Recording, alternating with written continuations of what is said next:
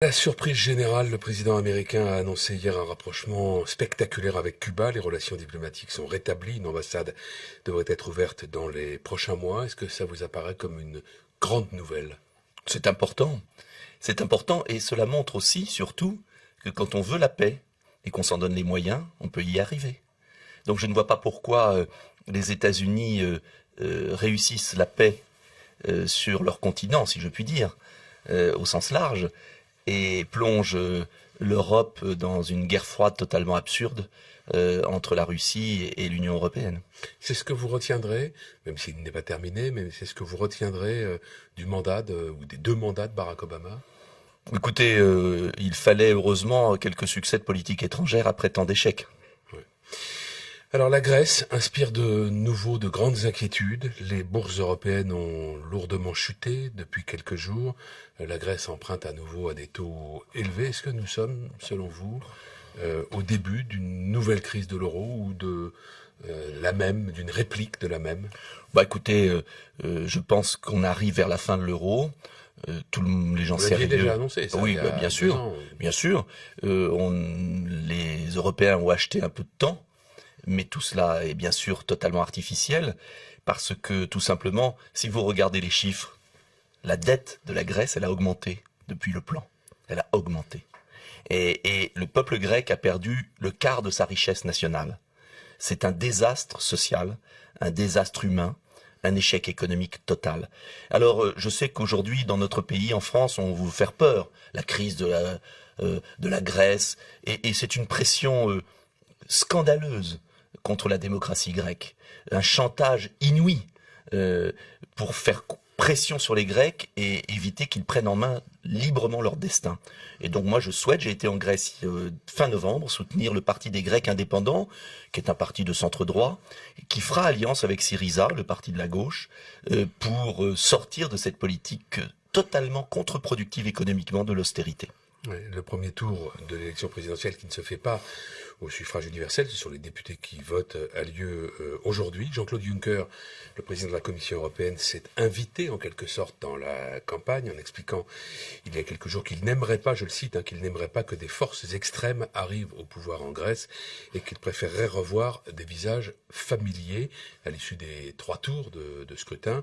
En clair, donc, il préfère que l'actuel Premier ministre reste au pouvoir. C'est une ingérence inacceptable. C'est une démarche c'est une choquante. démarche dictatoriale, inadmissible, et les forces extrêmes, c'est lui.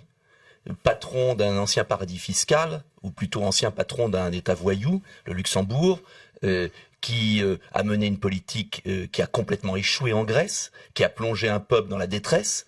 C'est lui qui est le responsable de certaines forces extrêmes en Grèce, qui ne sont pas Syriza ni les Grecs indépendants, qui est l'aube dorée. Donc ne confondons pas les choses. Et ce monsieur et ses institutions, monsieur Moscovici aussi, était à Athènes il y a quelques jours, donnent des leçons. Mais combien de temps cette imposture va-t-elle pouvoir continuer? Il y a urgence d'ouvrir des élections en Grèce. J'espère qu'il n'y aura pas d'accord au Parlement pour un président de la République, car vous savez que s'il n'y a pas d'accord, obligatoirement, il y a des élections législatives. De toute façon, les élections viendront soit en mars, soit en fin d'année. Et moi, je ferai tout et j'irai à nouveau en Grèce pour que le peuple grec se libère de cette politique complètement stupide. Car si elle était efficace économiquement. Ouais, vous soutiendriez une équipe dirigeante grecque qui dirait la dette c'est terminé, on paye pas? Mais je soutiendrai une équipe qui, bien évidemment, remettrait les compteurs à plat et qui surtout renégocierait les traités pour en finir avec cet euro qui tue la Grèce à petit feu. L'économie russe connaît également de graves difficultés. Le rouble a perdu plus du double de sa valeur par rapport à l'euro en quelques mois, sous l'effet de la baisse du prix du pétrole et des sanctions de l'Union européenne liées à la crise en Ukraine. Vladimir Poutine doit s'exprimer aujourd'hui. Est-ce qu'une Russie affaiblie est une bonne chose pour l'Europe? Une très mauvaise chose. Les Européens, enfin l'Union européenne sous la pression des États-Unis, qui eux n'ont très peu de commerce avec la Russie, sont rentrés dans un piège mortel. Chacun se tient par la barbichette et on voit bien la dérive. C'est le continent européen qui y perd. Et je veux dire que nous avons une politique à mener, et la France a une grande politique à mener avec la Russie, qu'à tort, elle a suivi l'Union européenne, qu'aujourd'hui, les peuples de l'Union européenne se sont mis dans une impasse, la Russie aussi d'ailleurs, et il faut absolument sortir de ce malentendu qui aura des conséquences très lourdes sur nos économies réciproques, et surtout qui est totalement là aussi absurde, car nous avons une politique à bâtir, et je vous rappellerai, on a vu les événements au Pakistan, à la frontière afghane, on voit les événements en Syrie, que nous avons besoin de la Russie pour stabiliser le Moyen-Orient, pour stabiliser tout cet arc qui va du Pakistan à la Syrie. Nous avons besoin aussi d'ailleurs de l'Iran, nous avons besoin des États du Golfe, nous avons besoin d'Israël. Et il y a un moment dans la vie où il faut savoir choisir, faire des priorités. Oui. Et je regrette que l'on se laisse aller à cette pseudo-guerre froide qui va nuire à tout le monde. Mais est-ce que l'Europe pouvait laisser la Russie annexer la Crimée, puis des régions de l'Ukraine, sans réagir? Mais excusez-moi, qui a commencé, si je puis dire? Les torts sont très partagés.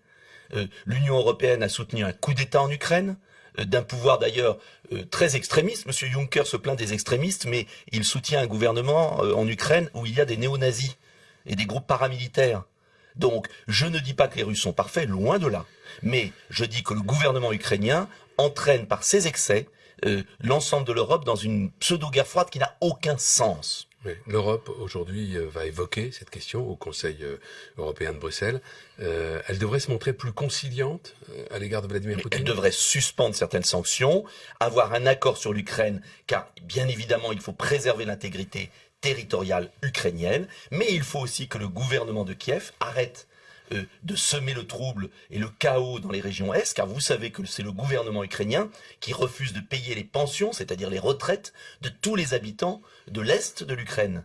Et qu'à partir de ce moment-là, le gouvernement ukrainien pousse dans les bras de la Russie, volontairement ou inconsciemment, l'ensemble de la population de l'Est. Je connais bien ce conflit, il suffit d'ailleurs de regarder une carte, j'invite nos auditeurs à regarder une carte.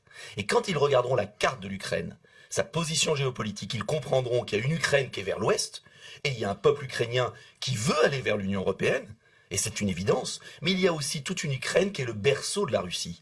Et il faut concilier les deux. Neutralité de l'Ukraine, c'est la seule solution, fédéralisation, et tenter d'écarter les extrêmes de chaque côté.